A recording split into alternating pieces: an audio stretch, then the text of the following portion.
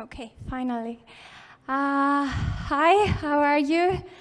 My name is Eleftheria. I am an app developer and also a content creator, which means that I write articles, I try to publish them, I create YouTube videos, and I'm also a freelancer. I'm freelancing as a UI and UX designer. And I'm also doing a master's, which is more focused again on design, on graphic design. So for sure, I'm not a DevOps or something like that. And today I'm going to talk about my journey, how I started to code, what did I learn, what helped me. And also the next part is going to be tips and techniques of habit formation. This is where we will talk about habits and how you can form a habit. And the last part is going to be dealing with frustration, dealing with stress, dealing maybe with your colleagues, and dealing with yourself. All right, so let's get started. As soon as I graduated from my university, which was a polytechnical school is a 5-year school, I didn't know what exactly I wanted to do. And I have to mention here that I studied as an informatics and telecommunications of engineering, which means I did a lot of maths, a lot of physics, a lot of electronics, and just a little bit of coding. So I knew pretty much that I wanted to work as a front-end developer, but yet I wasn't sure of what exactly I wanted to do. My next step was to do an internship, and I was hoping that this internship would help me a little bit more. So I'm coming from Greece, and I decided to do my internship in the Netherlands. I did my internship there, and as the time started to pass, I realized that after that internship, I should go back to my country and maybe find a job there. The problem was that still my skills weren't good enough to take up on a job. And I was watching different jobs, and they were requiring a ton of different stuff, and I only knew the very, very basics, so I really wasn't able to find a job. From the other hand, every morning back then and still now, I like to read, different articles and stuff like that. I really like the Medium platform, so every morning I was reading there.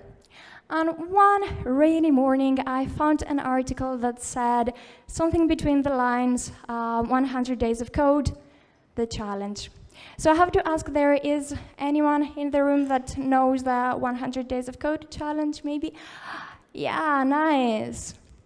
All right, and I read that article that was talking about the 100 Days of Code challenge. It was written by the creator of it, and the challenge pretty much says that you have to code for 100 days for at least 1 hour.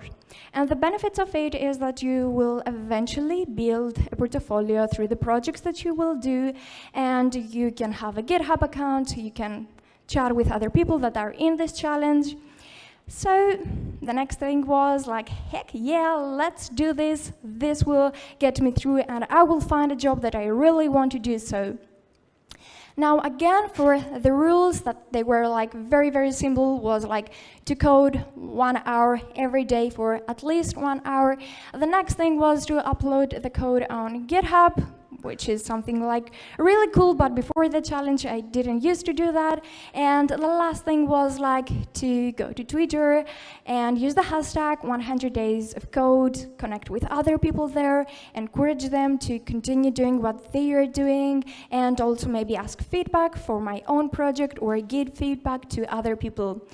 At first, I have to admit that I was really shy about using Twitter, I wasn't very into this kind of stuff, but eventually I started using it more and more, and I started connecting with more and more people.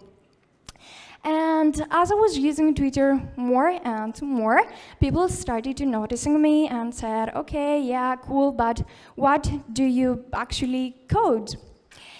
And there are a lot of things that you can code, and you can grab a lot of inspiration from different kinds of things, and I don't know, but sometimes I feel that this question is a little bit silly, because I think that if you want to code something, there is always something that you can code, there is always something that you can find.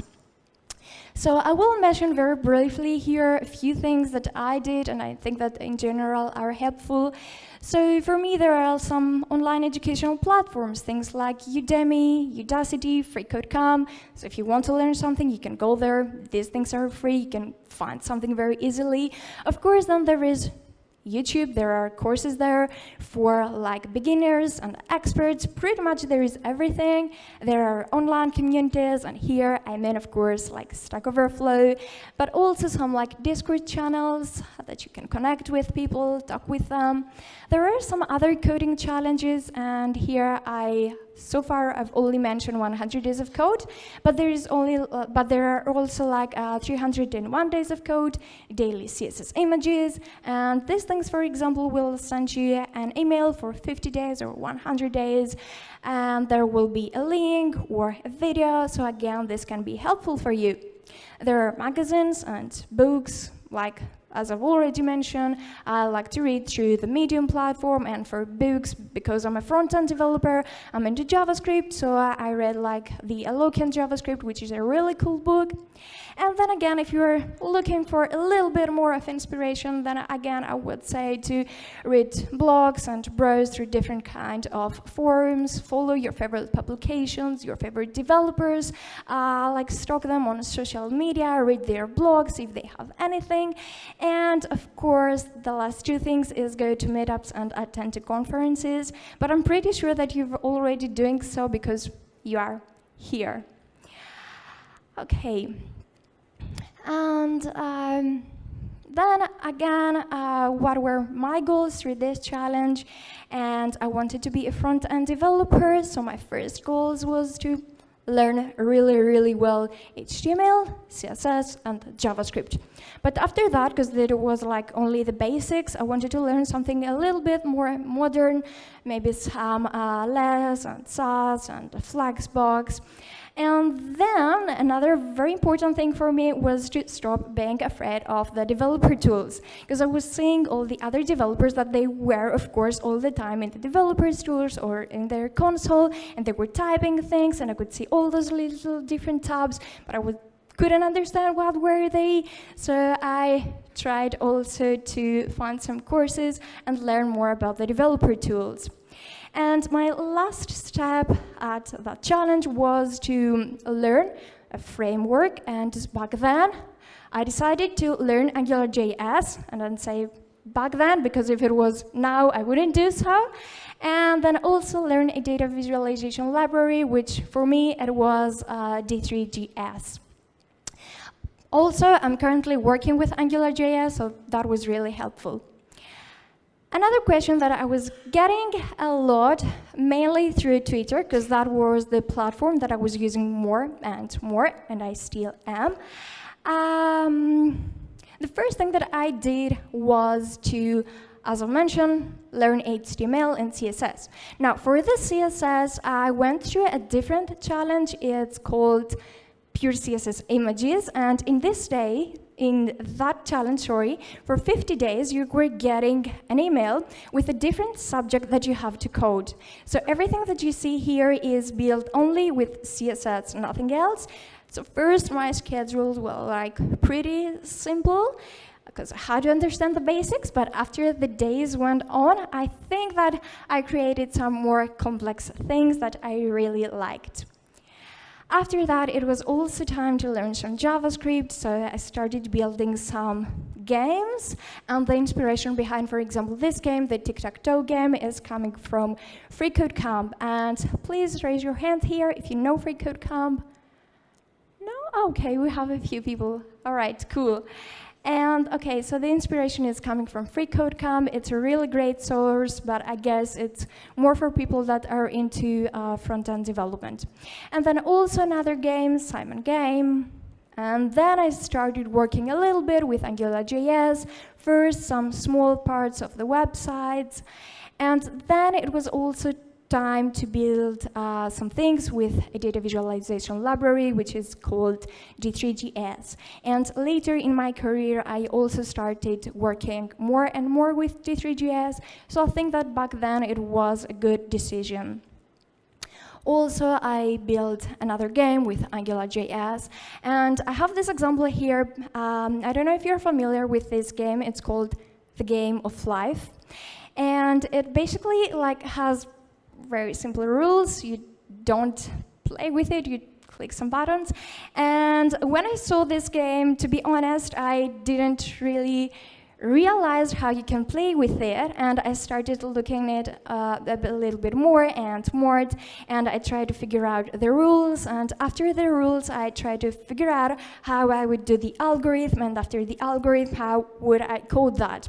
So the whole process maybe took me like 4 or 5 days, I'm not sure how much, but I was in another conference and I said the same thing, that it took me 4 or 5 days, and then some developers came and they told me, oh my god, why did you need so much time? So what I'm trying to say is that it's okay for me, it maybe took me 4 or 5 days, but I still did it, and I'm proud for myself. Maybe someone else can do that in 1 day, but it doesn't mean that I'm not good with coding or that somebody else is great at everything, because everyone has different things, different skill sets, different capabilities, and yeah, that's pretty much the story behind this slide. Now, in one of my last challenges, it's the daily UI, and here my focus has changed a little bit, because at my first challenges, and I'm going to talk about that in a bit as well, in my first challenges I was more focused on coding, hence the HTML and CSS stuff, but on my latest thing I tried to focus more on the design, because I'm currently also working as a designer. So I started coding and designing, and to do so I took part in another challenge called Daily UI. So for 100 days I was scheduling and I was creating different things on smartphones, and every day for 100 days I have a different theme that I had to code, first of all to design and then to code. All right, so now it's the time to talk a little bit about the challenges. So I think that I'm a bit junky for challenges, because I've done quite a lot of them, and here I started writing in this paper on 2016, the last day before 2017. I don't know who does that, the last day of the year decided to go on a challenge, maybe no life, okay. And I did that, I did the 100 days of code, and I also started doing at the same time the JavaScript 30, which is another challenge. It's more focused on JavaScript. I started doing daily CSS images, I started doing 301 days of code, and you can maybe see again the date here. Okay, and then again and again and again. One of those was also the 100 days of YouTube, and this is a challenge that a lot of people didn't understand very well. This is a challenge that I did again for 100 days, and every day for this 100 days I was uploading a video on YouTube, and that video was related with coding, a little bit CSS, a little bit of JavaScript, and maybe also some design. And one of the last challenges that I did were the daily UI, which I actually completed this August. And after that, after doing all these things, and after again using a lot Twitter, people again were asking me questions like what inspires me or what motivates me. And for me, this is again quite a simple question. If you want to get better, if you know that you can be better, why not trying more and more? So that is basically for me. I know and I get it that inspiration can come from different things, so not everyone has the same goals, but for me that was basically it. And one of my favorite quotes is, "You are the average of the 5 people you are most associated with," which is coming from Tim Ferriss. And I know that it can be a little bit controversial, this quote, and I'm not going to very deep with it, but for example, look in this room, near you there are developers, and pretty much all of you have the same goals. And that's what I'm trying to say with this quote. So what did I gain from doing all these different kind of challenges? Well, first of all, I learned to be more optimistic and grateful for the things that I've done and the people that I had near me. I met a lot of people with different inspirations and different backgrounds. I got really better at time management and setting up my goals. And of course, I traveled a lot. This may seem a little unrelated with coding, but trust me, it's not.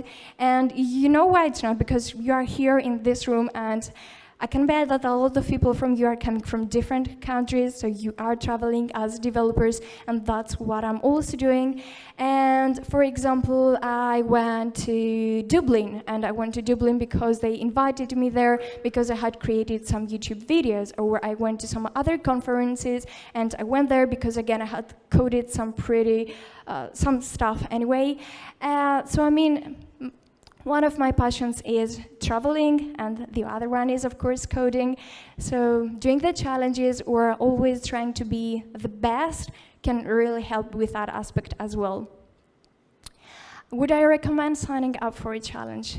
Of course, yes. Like the reasons can be different for any of you, but for me, mainly was getting better. There are a ton of benefits. I'm not going through this, but trust me, if you want to get better, then I would for sure go do something like that. Okay, and let's go to the second part, which is tips and techniques of habit formation. And here we will talk about how you can form a habit. And the habit is the thing that it can help you to push a little bit more yourself. And of course, do some great things. And again, another quote that I really like, I'm not telling you it's going to be easy, but I'm telling you it's going to be worth it. So sticking up a challenge, sticking up to a routine or a habit, it's not an easy thing. And the first thing that you will encounter if you're trying to make up a habit is resistance. So resistance is something that always gets you. Forget a little bit about coding. Let's say that you're trying to diet. If you have a cookie, the first thing that you will try to do is probably to eat it. But if you're doing a diet, maybe that's not the best thing, but resistance is always there and it will try to get you. So we will try to find some ways of forgetting about resistance and keep doing our things. So the first thing that we will try to do is have the power of limits, or setting limits. It can sound a little bit restricting, but it works. Trust me, it works. So the first thing that we have to do is to don't spray our efforts around. If you want one thing, just do that one thing. Don't think of 100 other stuff that you want to do during the day. You want to code? All right, start coding. Don't say, hey, but I will also have to do this, and I also have these emails, and I also have these calls. No, just start doing that.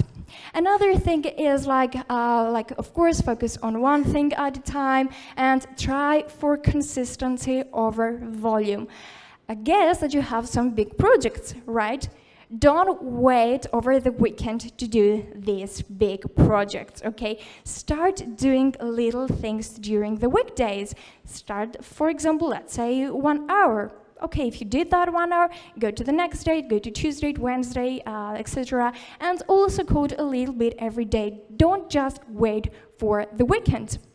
And then it's better to have just a little free time rather than too much. And why I say this is because when we have too much time, we will say, okay, I will do that later, and I can watch some TV now, or I can listen to some music. But no, just have a schedule, write everything there, and start doing things. There is not later, it's just now, so start doing now. And also another very important thing is to track your progress visually. And at first I didn't really do that, and I'm sure that you have heard a ton of times to keep a to-do list or keep a calendar or something like that. And yeah, at first I wasn't doing that, but then you have to write everything down, keep your goals, something that you can always see, and our mind is like a very visually thing, so if you see something, then you will want to do it. And also if you have like a checklist, if you just put that tick. And I recently also learned that if you are also saying that the word done, so where you're doing something, you will say done. Again, mentally, this will help you. And for me, this was, for example, my GitHub when I was doing the 100 Days of Code challenge. So I knew that every day I wanted to go back and have that green tile in my account. So that's something that mentally, it will help you a lot. I know that it doesn't sound like a big thing, but trust me, it helps. Now, a couple of more examples, like stay away from toxic environments. Again, the example with dieting, if you're trying to diet, don't keep cookies near you, but like go to the groceries and take fruits and things like that. Now, if you're searching something similar to coding, like have always your software like set up and your desktop set up and your passwords should be there, like don't forget your passwords or write them somewhere, or like, you know, just have the things that you want to have and they will help you ready, so there are no things that they will distract you. And let's talk a little bit more about the habit. Now, the habit is being like from three things, like the trigger, which is the cue that will start your brain, and then it's the routine, which is actually the habit, and the last thing is the reward. So the reward is the thing that it will say, hey, I did that awesome thing now, what's my reward? So you want to have all these three things all the time. This is a loop. This thing like never ends. So some things that they will help you there is the bright line rules, like getting from something general to something very specific. And again, if you have like a big goal, try to subtask it, try to find the smaller things, start with them and build it up. Now, the more you define what you want to succeed, the easier it's going to be for you to actually succeed it.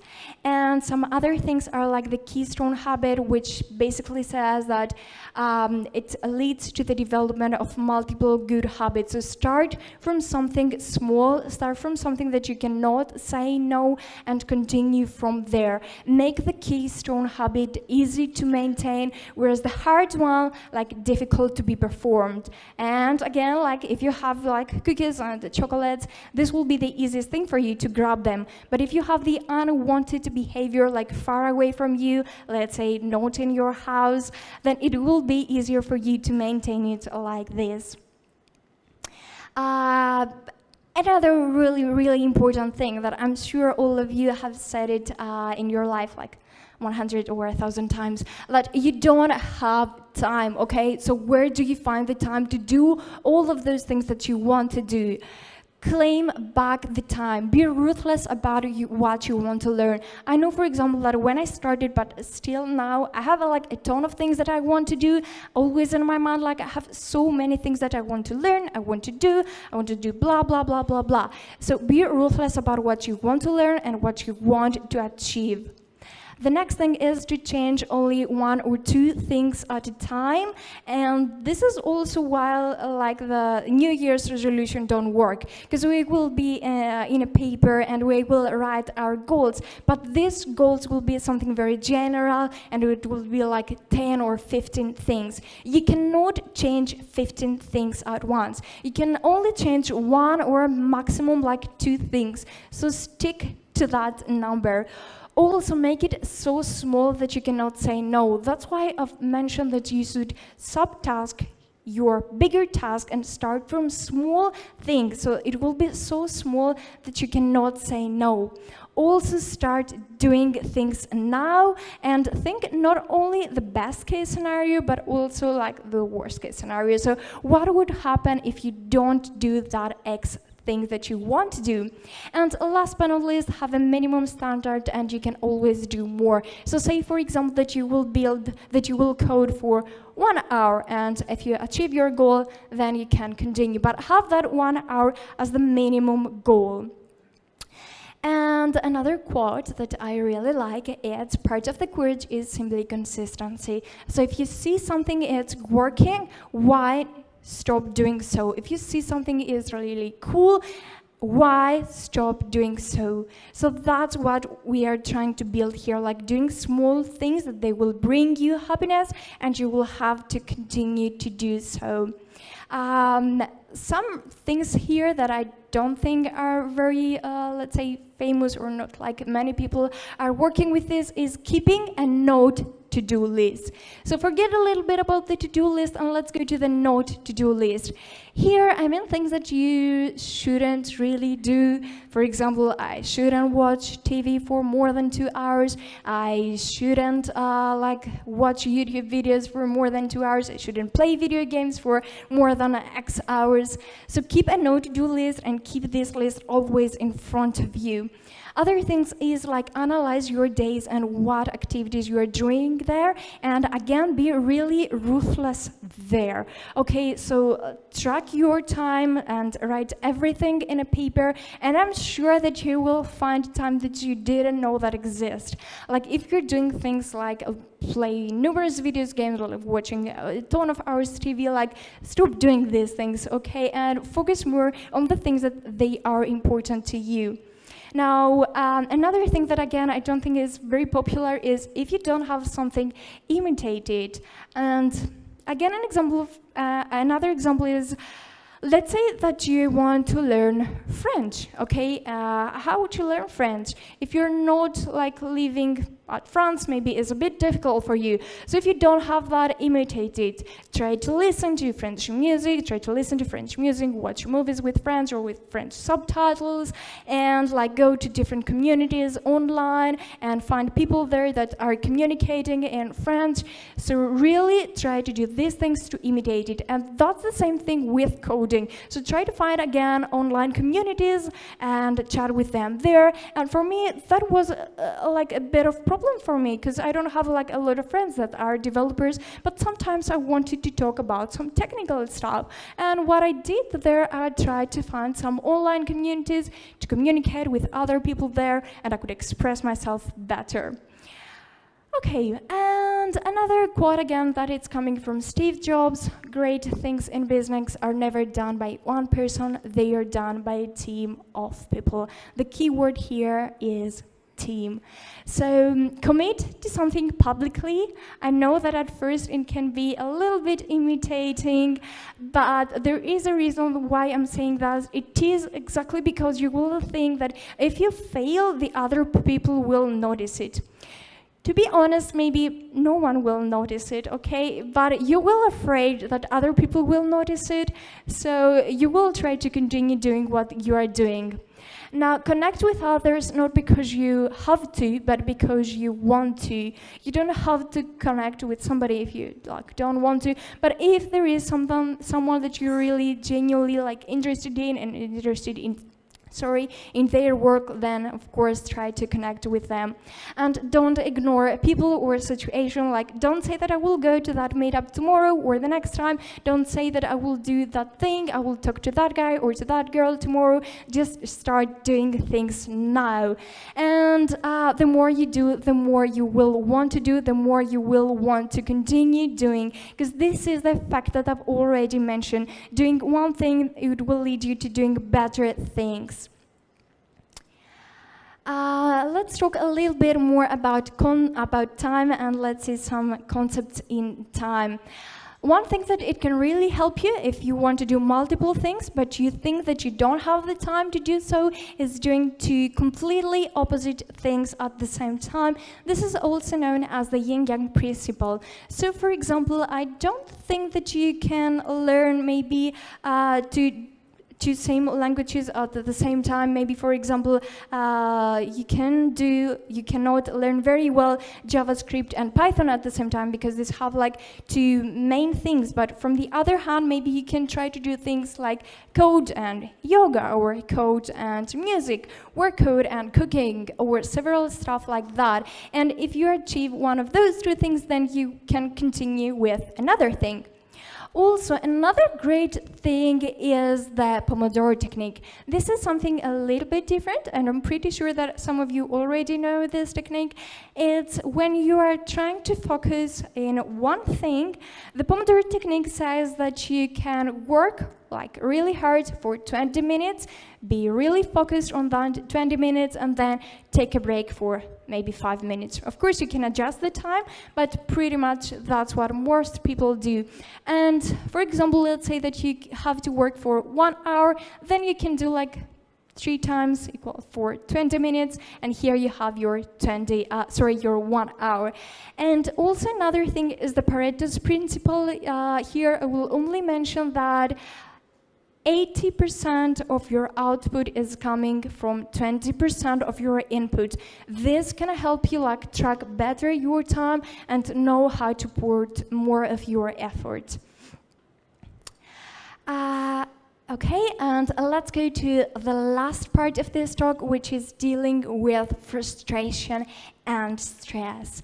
And I will start with another quote that I again really like. It says, "It's not the strongest of the species that survive, not the most intelligent one, but the most responsive to change." And I think that yesterday another speaker also mentioned something like quite similar, but also here the key word is like the most responsive to change.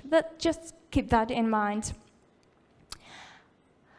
So a lot of us have to deal with a bunch of different things. So here I will try to cover only the most basic things. And one of the most common problems is dealing with our workspace, and sometimes we are a bit afraid of our colleagues, of our boss, so we have to figure out a solution there. See if you are the only person that are afraid of this kind of things. Talk with somebody else, talk maybe with another colleague, maybe some ex-worker there, some ex-employer, and if the problem still continues, then leave the place at any time with, like, I'm sure that you're gonna find another job like pretty quickly, so just leave the toxic place immediately. Remember that every day, every minute counts, so if something isn't working for you, then just go out. Your mental health is the most important thing. Another problem is that maybe like more young developers have is like they think that they are not smart enough, and again they are a bit afraid.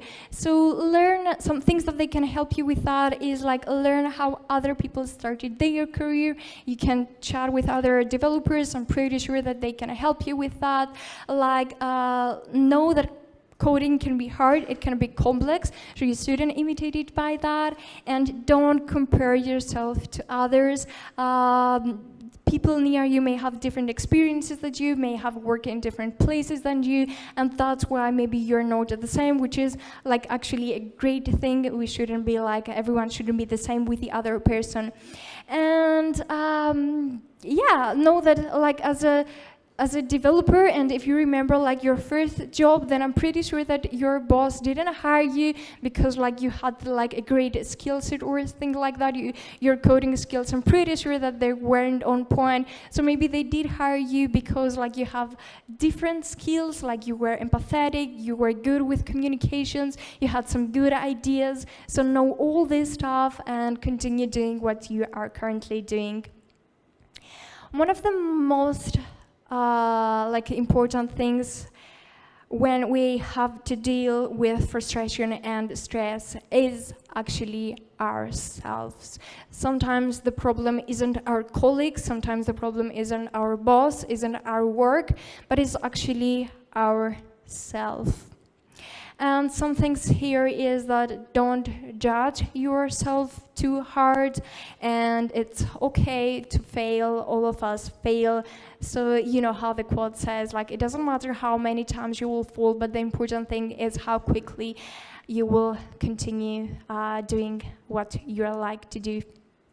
From time to time, you can take breaks, and again, all of us take breaks, it's okay. But, you know, just take those breaks and then continue, not just stop there. And then remember that we all stuck. It's okay to stuck, but don't punish yourself there too hard and just continue. Some other things is to take care of yourself. Sleep, try to sleep for at least 8 hours. Some people 6 hours is okay, but for other people they maybe want 10 hours. Okay, try to find something in between, like 8 hours I think pretty much is okay. And then try to eat healthy foods. I gave a ton of examples with diet, so I hope that helped also. And work out. Again, that helps from different people. It can be different kinds of working out, but at least try to move a little bit and take showers, of course. And yeah, then don't act like there is something wrong with you, because guess what? There isn't. We all started from somewhere and we are all going somewhere. So sometimes we will stuck, sometimes we will have problems, but continue doing what you love to do and what you're passionate about. Then even if you're coming from a different kind of background, because like I get it, not all of us have studied to a coding university or something like that. Maybe before you were doing a completely different kind of job. Again, that's okay, like don't be afraid of that. Instead, take these experiences that you had in your past jobs and take this mentality and try to put it in your current job. And yeah, I think that's all for me, and I hope that you enjoyed it, my talk. If you have any question or something, then. Yeah, thank you.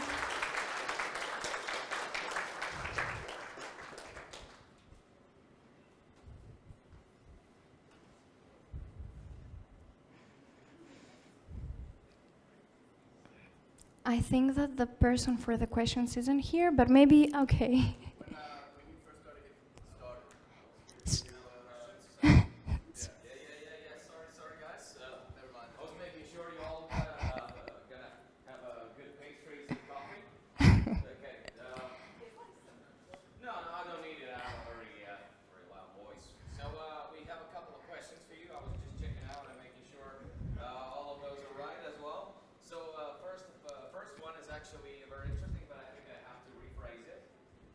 Okay, dealing with procrastination. How do you deal with it? So that's what we want to ask now. Yeah. Okay, this is also a question that I think I'm getting a lot. I think that when you're very focused on what you want to do, then you don't have a lot of this problem. But again, for me, it's like I always have written what I want to do, and I will try to stick on those things. And of course, from time to time, I will, like my mind will flow and it will be somewhere else. But again, if I see a paper in front of me that says like do this and this and that thing, then I will try to stick with that. So I think that if you are very concentrated and have a very clear goal on your mind, then it's a little bit easier to stop procrastinating. Thank you. That's nice. Do you find it helpful, guys? Raise your hand. This thing? Oh, yeah, someone does. Thank you. All right, there's another one, pretty viral, 12 likes. How do you make money? We want to know. Freelance on Upwork? Okay. YouTube? I'm working as an app developer, so I'm making money from there, but I've also done some works as a freelancer on Upwork, but this is like not something like really big or something. And through YouTube, no, my channel is very small, but with your help, it can be a little bit bigger. So if you want, you can find me. It's on Eleftheria Batsou, my first name and my last name. But no, I'm not something near that. Thank you. Anyone else wants to become a YouTube star? Raise your hand. And we can collab if some of you like want to be a YouTuber, we can make a collaboration or something. See? Okay, there's an opportunity you should use. Okay, thank you for that one. And the last question, there's another one. Do you embed exploits into your freelance projects to protect them from non-paying customers? Like so far, I didn't have any problems with that. But I think that, for example, for some other designers like had problems with non-paying customers. But because I didn't have any problem with that, I haven't thought of that very well. So I'm afraid that I don't have an answer for you here, because so far for me everything have worked fine. Thank you.